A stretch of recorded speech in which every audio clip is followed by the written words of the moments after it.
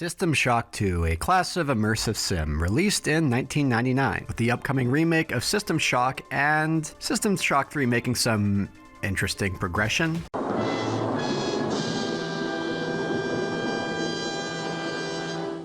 Let's take it back to 1999 and look at the classic that is System Shock 2. Before we begin the game, we got a bit of training and we gotta decide what kind of path we want to take as far as our initial skill set looks like. I decided to put my mind at ease and join the Navy and sail the 7 seas of space. Maybe one of these days I'll go for a sci-heavy playthrough, but I always gravitate towards guns at the end of the day, and that's not a bad thing to do. Although for the best results, make sure to max out research right away. I'm just kidding. Everyone knows research is useless. It's like the swimming and athletic skills in Deus Ex. Oh, and the wrench can go a long way in this game if you know what you're doing and depending on how you pick your skill set, just like in BioShock. We awaken from our beauty sleep here on the Von Braun. Stuff has gone down here. We get a message from Dr. Polito, and we have to go meet her on level 4. Of course, we have to go through numerous obstacles to get there. Combat is somewhat janky, but it's the good kind of jank. This is an RPG, mind you, and we'll be able to level up our stats through cyber modules that we acquire through meeting objectives, as well as finding them amongst the ships, so get searching, soldier. This game makes use of the glorious Dark Engine as was used in Thief. So, of course, the sound design is chef's kiss. The story is told to us through sets of audio logs and environmental storytelling. System Shock 1 was one of the pioneers of this kind of style of storytelling in video games, and System Shock 2 builds on that formula. Through these audio logs, through the environmental storytelling of seeing what's gone on the ship while we were having our beauty rest, we could start to piece together what's been going on, and that's really fun to do. There's tons of audio logs and the number of characters that we get these audio logs from, so maybe it's a good idea to write down pen and paper or take some notes somehow to try and tie it all together. Through these audio logs, we get some really interesting character arcs, which unfortunately more or less all end in tragedy. This style of storytelling works extremely well in video games due to the interactive nature of them as opposed to, say, a movie or a book. Other games that have taken a somewhat similar formula, but with different twists, will include something like the Soulsborne games, where we get a lot of that same environmental storytelling on things that went on a while ago before we were there, but through item descriptions as well. Games like the Metroid series, especially Metroid Prime, where you could scan things to get an idea and piece things together. It's non-intrusive, it doesn't interrupt the gameplay flow with cutscenes. I wish more games would make use of this. Of course, future Shock games like BioShock, BioShock 2, BioShock Infinite would use the audio logs as well, with diminishing returns as time went on, especially BioShock Infinite, where it felt more like an obligation as opposed to naturally fitting in the world. Other games do make use of this style, and especially since BioShock in 2007, a lot more have tried to copy it with diminishing results, not really realizing how well it worked. Anyways, one of the audio logs we get really early on is talking about Xerxes, the computer AI for the Von Braun, and how he was changed to sing Elvis Presley songs. It's too bad we don't get to hear him sing. I wonder how his harmonies would have been for something like Heartbreak Hotel. Maybe better than Spinal Tap? Harmony parts. Alright. Well, since my baby... The same key, though, I think. Well, since my baby left me... On that note, let's discuss the music here. Well, first, it seems the music style of late 90s techno doesn't seem like it would be a good fit considering the situation. It works really well here.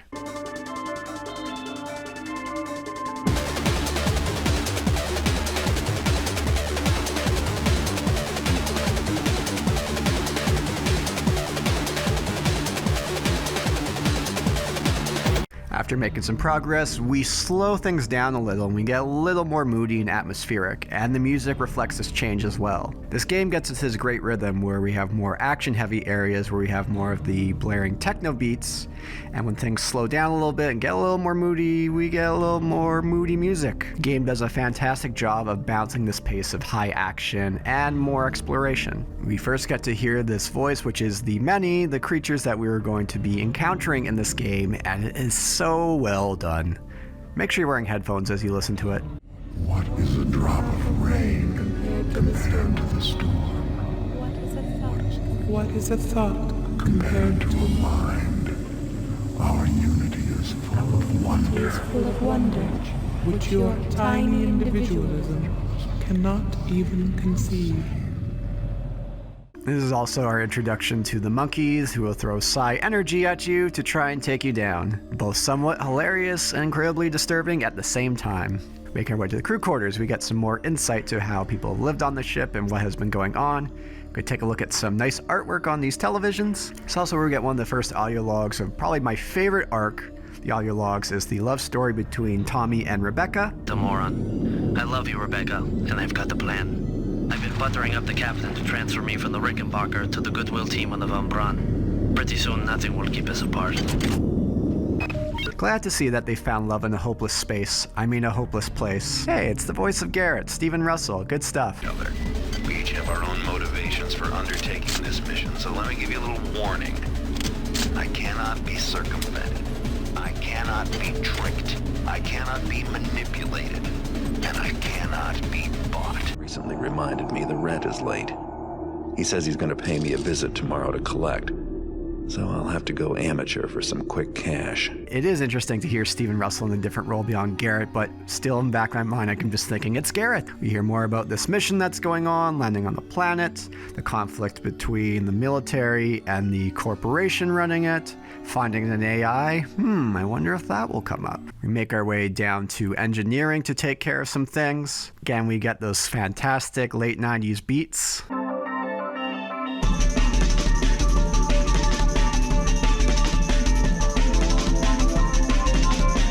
This area gets really frustrating, even though it's very small. Even it's one of the few times where I have to turn on my map to figure out where I'm going, even with the floor indicators of where to go.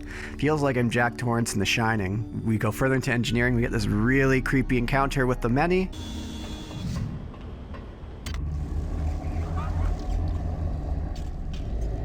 Do you not trust the feelings of the flesh? Our biology yearns to join with yours. We welcome you to our mass. But you puzzle us. Why do you serve our mother? How morbid and cryptic they are, just taunting you and trolling you. It's utterly fantastic. What's ironic is this area looks fairly generic and is stacked with a lot of boxes and elevators. It seemed like it'd be a very boring aspect, but I really enjoy this part. This is one of my favorite parts in the entire game. If you're not careful, there could be quite a bit of a difficulty spike here, especially when it comes to dealing with the larger robots in the turret. Make sure you have your armor-piercing ammo. After taking care of some things, our goal now is to get up to level 4 to meet Dr. Polito, who has been talking with us the entire time. Due to some plant shenanigans on level 3, we have to take care of those first. Now, this is a great time to talk about mission structure and objectives in this game, that what it tends to do different than other games, and Thief 1 and Thief 2 did a really good job with this as well.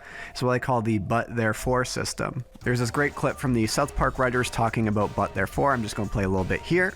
We found out this really simple rule that maybe you guys have all heard before, but it took us a long time to learn it.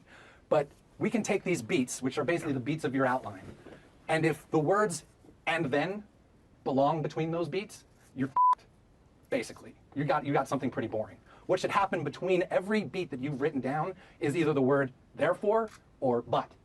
Right? So what I'm saying is that you come up with an idea and it's like, okay, this happens, right? And then this happens. No, it should be this happens and therefore this happens. That keeps you on your toes and you might not know what you're doing next. Although later on that could get a little bit annoying, but here it still works great as opposed to things just happening and you get the and then, you get a lot of but therefores. At this point we have to do some research, so Polito gives us some cyber modules to ensure that we have some points into research. But of course you maxed out research already, didn't you, soldier? I kid. It just kind of shows how worthless research can be. If there's one thing that Bioshock and Bioshock 2 did better is definitely making use of that camera system to research enemies. This level also contains some great music, some more upbeat techno tracks.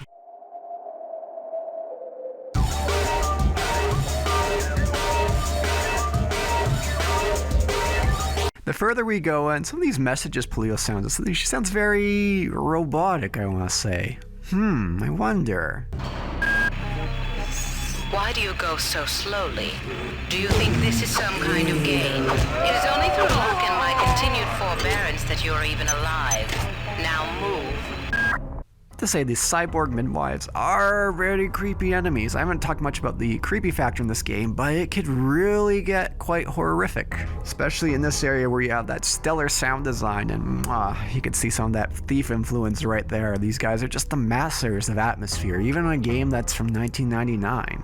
Just goes to show you how some strong development choices could go so much more than fancy graphics.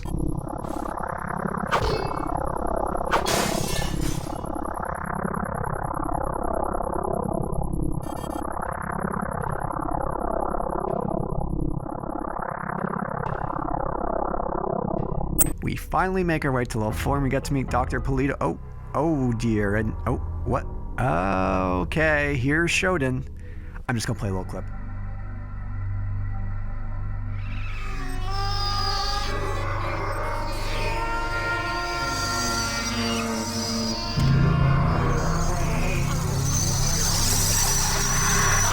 Shodan. My analysis of historical data suggests a 97.34% probability that you are aware of my birth on your planet and my rebirth into beauty on Citadel Station. Yeah, this is one of the best speeches or best moments in any game ever, and to an extent BioShock would be highly influenced with its twist by this. The voice of Shodan is by far my favorite evil AI voice. Forget Hal, forget GLaDOS. Shodan reigns supreme in my mind. And with that, now we have this uneasy alliance with Shodan as we have to take care of the many, her own creation that's grown out of control and is a great threat to us. To make our way through this level, we have a bit of some fetch quests, find 3 items, but it still does a great use of the but therefore. This is our first encounter with the cyborg ninjas. There's a really funny story I found on the making of BioShock where Ken Levine, one of the head developers of System Shock 2 and the director of BioShock. Let's go through it. So in the level review, there was some discussion on how an AI should be presented in the short demo. Someone mentioned System Shock 2 evasive cyborg ninja as a reference point. Ken threw his glasses down, yelled, "I don't want to hear about any fucking cyborg ninjas," which I just find really hilarious just looking at someone like that yelling it, but it's great. Just had to share that. And these stupid spider enemies. These are my least favorite enemies in the game. If you're not careful, you'll get hit by them and you'll have to deal with some toxic damage. Why am I poisoned? Why am I toxic? What? It can be really annoying to deal with if you don't have your anti-toxic hypos. Things are really, really quiet on this level with the lack of music, and it's just really great in building that sense of dread. Again, I have to commend this game for jumping back and forth between more of the action-heavy areas with the blaring techno music to even silence or low droning ambient, building this dread. I love this guy just hanging here. Yep, that's me. You're probably wondering how I ended up in this situation. We head up another level and we have to do some more navigation. We have to look at these paintings again. I love this area here with this music that it kind of has this very much, it feels like it's going to go on forever. It kind of reminds me of the stairwell in Super Mario 64. Characteristic of a goddess.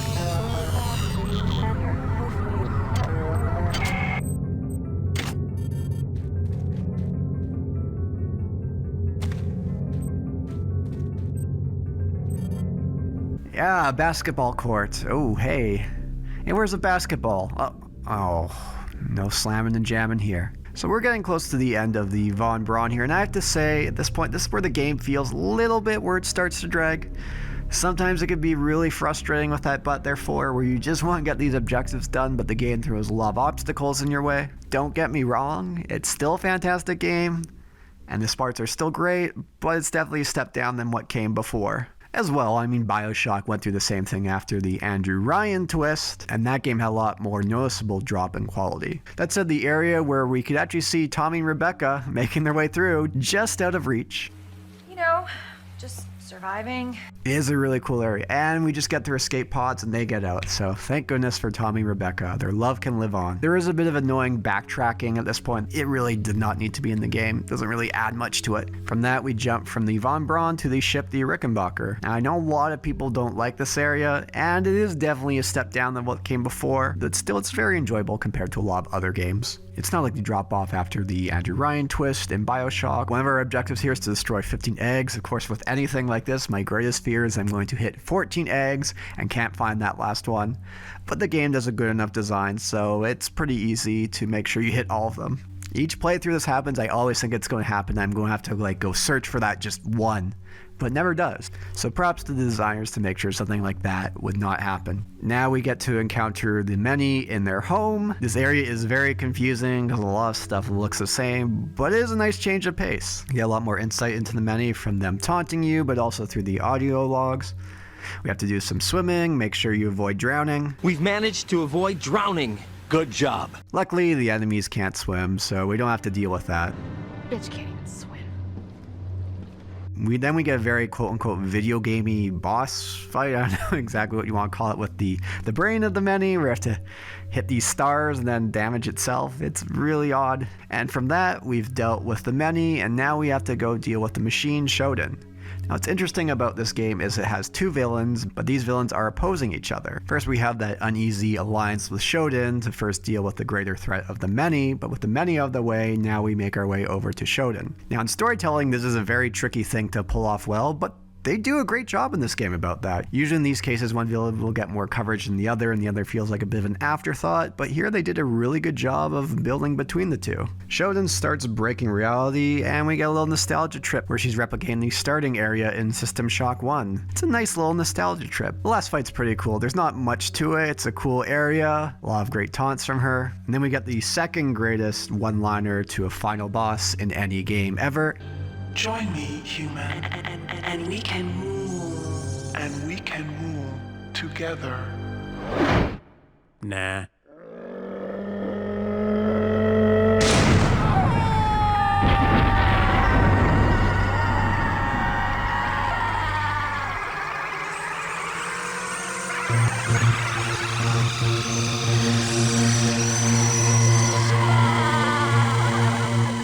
Now I say second best because first best will also be with the master unlocking of Jill Valentine in the 1999 version of Resident Evil 3.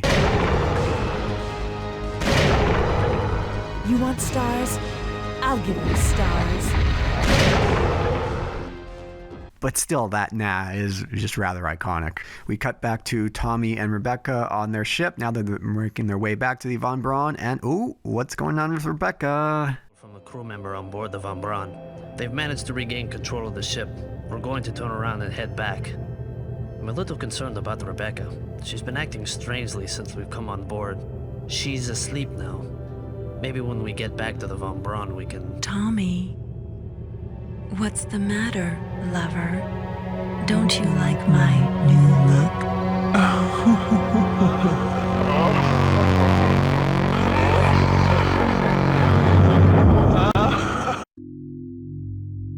What a cliffhanger, which we're going to get an answer for until maybe in the next couple of years here with System Shock 3 as the story continues. Now, System Shock 3, I must say at this point, has had some interesting developments. But hey, at least they have money now to finish it, right? All that China money from Tencent. Don't be surprised when Tencent owns a vast majority of the gaming industry in a few years. Oy, oy, oy. So that was a look back through System Shock 2, an immersive sim classic. If you haven't played it, what the hell is wrong with you? System Shock 3 around coming the next couple years, and with the System Shock remake maybe coming this year, maybe Night Dive.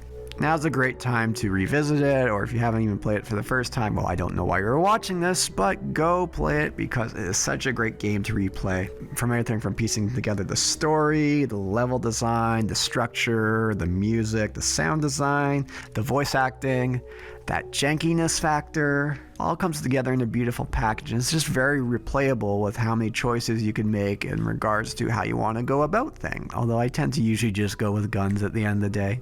But it is nice that we have those options. Now, they would replicate a lot of what made System Shock 2 great, streamline it a bit, and make it into BioShock to a much wider audience. But as far as I feel, and maybe you do, dear viewer, I was always still more of a fan of System Shock 2 in that regard. That's been the video on the System Shock 2 review. I hope you enjoyed this trip down memory lane, whether it's been a while since you played the game or not. If you enjoyed the video, my friends, please subscribe, please leave a comment how you feel about System Shock 2, your thoughts and concerns about System Shock 3 or the System Shock remake. It's been a lot of fun to replay this game. It's one I revisit every few years, and anyways, that's what I have for today. Boulder Punch out. We'll see you around.